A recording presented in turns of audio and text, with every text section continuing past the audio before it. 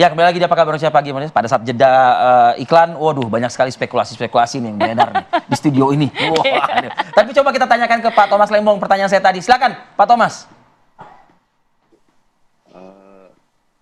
Sebetulnya kan syawuan-syawuan seperti ini terjadi, ya, tapi tidak selalu dipublikasikan. Ya, dan tentunya dalam dunia politik, meskipun itu bukan bidang saya, ya, timing itu kan penting, ya. Nah, tentunya kita semuanya menyadari kita lagi di tengah-tengah sebuah krisis konstitusi, ya, dan ya penting untuk para pihak memberikan sinyal-sinyal kepada publik, ya kan, dan kepada masing-masing pemangku kepentingan. Jadi memang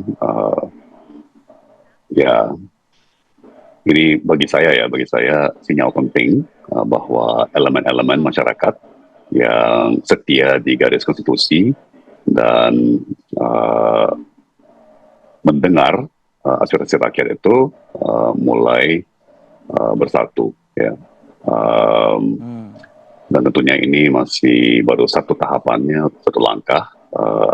Ini kita bertemu di tingkat DPD Jakarta daripada PDIP, ya. Kita belum ke DPP tingkat nasional daripada PDIP, dan ini sebuah proses yang terus berjalan, tapi kan langkah demi langkah, ya.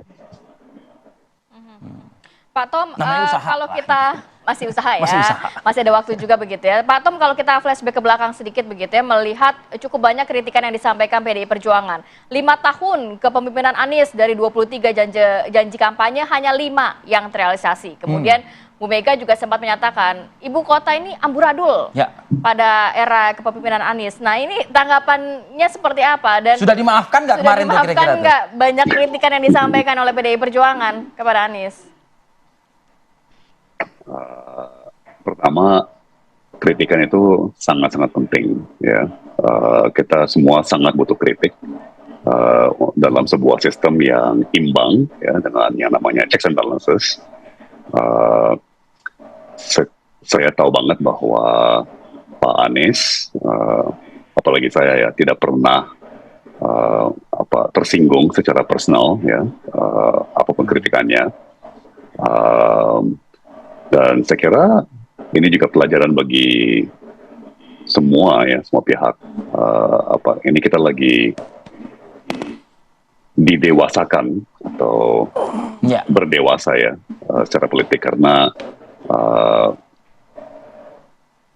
ya ini menunjukkan betapa pentingnya kritik itu berdasarkan data dan fakta, ya. Karena nantinya bisa nyesel kalau harus merubah haluan, gitu kan. Tadinya berseberangan, kemudian bersatu, dan itu biasa dalam politik, ya kan. Tapi kalau misalnya sudah terlanjur melontarkan komentar-komentar yang sangat berlebihan, ya, itu tentunya akan dihajar oleh netizen dan warga, ya. Lo dulu bilangnya A, sekarang bilangnya B, gitu kan. Oke.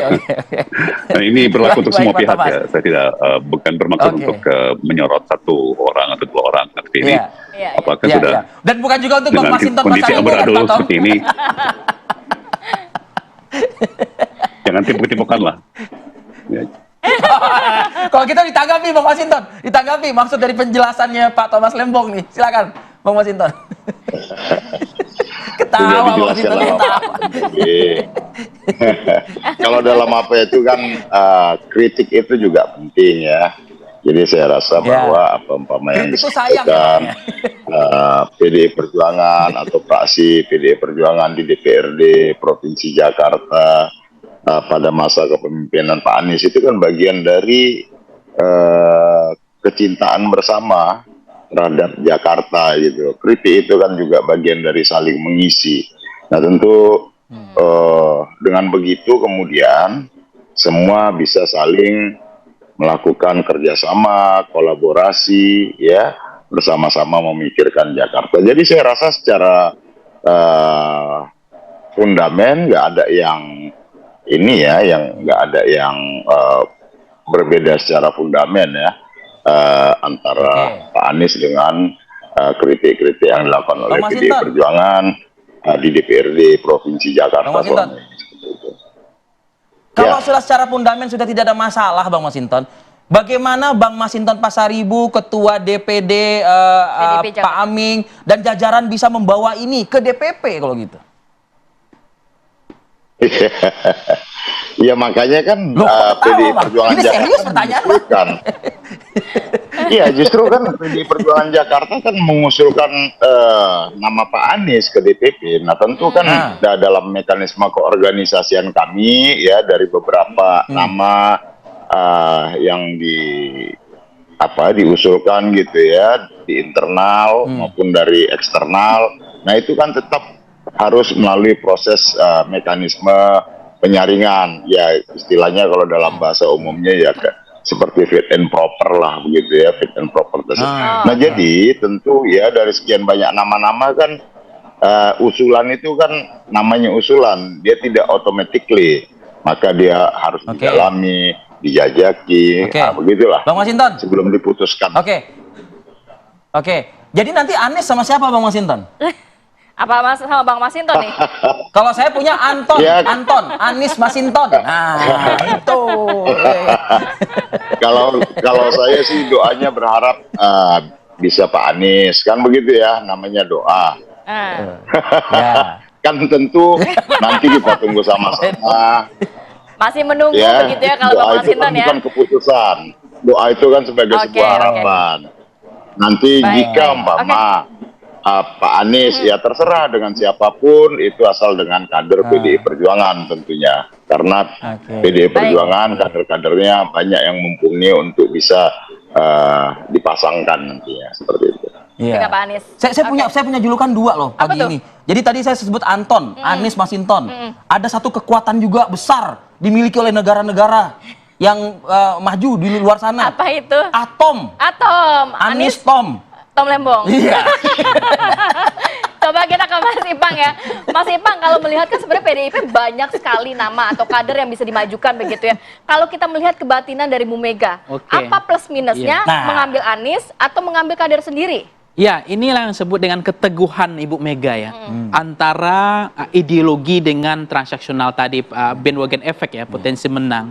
Maka oleh karena itu kalau keteguhannya pada ideologi untuk menjaga segmen basis grassroots, akar rumput, itu Ahok gitu. Tapi kalau kemudian mengambil pemilih ya, kita pemilih. Iya. Tapi kalau memilih pikiran rasional, bagaimana menang, kemudian ini bisa berlayar, menang, ya tentu tadi mereka harus mengendorkan soal ideologi, tapi pragmatis, transaksional pragmatis tadi bahwa menang gitu. Nah, di dalam politik ya, nuansa kebatinan Ibu Mega menurut saya masih 50-50 ya. Ini saya membaca ya. Tadi Bang Masinton bilang kita banyak-banyak berdoa, kata Bang Masinton gitu. Karena begini, Ibu Mega tidak selalu loh, Bang Adik Padil, mendukung yang bakal menang belum selalu loh. Pernah fakta sejarah sebelumnya kita masih ingat. Contoh, ketika Poke elektabilitas sudah tinggi, udah settle, udah leading, itu secara modal racikan elektoral sudah bumi hangus itu, udah nggak ada yang bisa ngalahkan waktu itu kan, Poke kan. Tapi kemudian Ibu Mega waktu itu elektabilitas Pak Jokowi Ahok persis menurut saya waktu itu masih rendah sekali. Tapi diputuskan Jokowi Ahok gitu. Nah, artinya itu ada prinsip-prinsip lain yang beliau punya keteguhan kan. Nah, ini yang kemudian nuansa kebatinan Ibu Mega yang saya baca, saya cermati hari ini ada titik persamaan lagi menurut saya. Pertama di dalam konteks bahwa melawan dinasti politik, melawan demokrasi, melawan konteks tentang rezim yang sudah melenceng. Nah, itu yang kemudian dianggap rekam jejak Anies itu tidak pernah nakal dalam konteks demokrasi. Nah, itu titiknya di situ. Nurut dong berarti. Nurut. Walaupun memang di Pilkada DKI waktu itu ketika Anies dengan Ahok yaitu udah bukan polarisasi isu, udah ideologi, udah mengempal sampai ada kalimat pemecah belah bangsa katanya. Udah mengental waktu itu, artinya mengental dalam konteks Anies itu apa namanya istilahnya ya politiknya sara. Anies ini bukan jualannya agama kan gitu dulu. Sudah hampir di sisi grassroots ya? Iya, itu udah perangnya udah artinya mengentalnya blok ideologis spektrum kanan spektrum kiri. Bisa cair ini? Bisa cair atau tidak? Ini maka memang orang Indonesia kan pemaaf dan pelupa. Oke. Nah, kalau misalnya pemaaf pelupa, memang Ini biasa dalam politik begini. Iya, Artinya iya, kita iya. harus ya nggak boleh terlalu kaku gitu kan. Ya. Orang Indonesia pemaaf nih. Ya, pemaaf dan Seperti Bang Masinton dan Pak Tom pagi ini yang saling memaafkan kan begitu ya.